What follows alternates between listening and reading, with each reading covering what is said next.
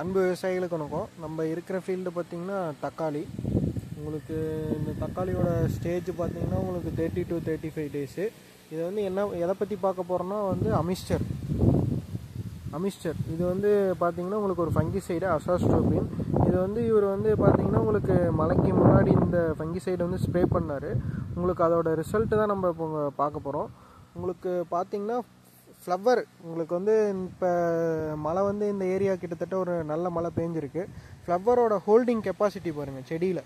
இந்த ஃப்ளவர் வந்து எல்லாமே உங்களுக்கு வந்து காய் செட் ஆகிருக்கு. இந்த காய் செட்டிங்ஸ் வந்து நல்லாயிருக்கும். ப்ளஸ் செடியில் வந்து ஃப்ளவரோட ஹோல்டிங் கெப்பாசிட்டி வந்து நல்லாவே இருக்குது. இந்த உங்களுக்கு எல்லா ஃப்ளவருமே உங்களுக்கு காட்டுறோம் பாருங்கள். நீங்கள் வந்து என்ன பண்ணணும்னா உங்களுக்கு ஒரு 35 டேஸில் இந்த ஸ்ப்ரே பண்ணும்போது உங்களுக்கு வந்து ஃப்ளவரிங்கோட ஹோல்டிங் கெப்பாசிட்டி நல்லாயிருக்கும். உங்களுக்கு வந்து ஃப்ரூட் டேமேஜ் எதுவுமே இருக்காது. அதனால் வந்து நீங்கள் வந்து அமிஸ்டர் வந்து டேங்குக்கு 20 ml போட்டு ஸ்ப்ரே பண்ணும்போது உங்களுக்கு ஒரு இந்த ரிசல்ட்டு கிடைக்கும். நன்றி, வணக்கம்.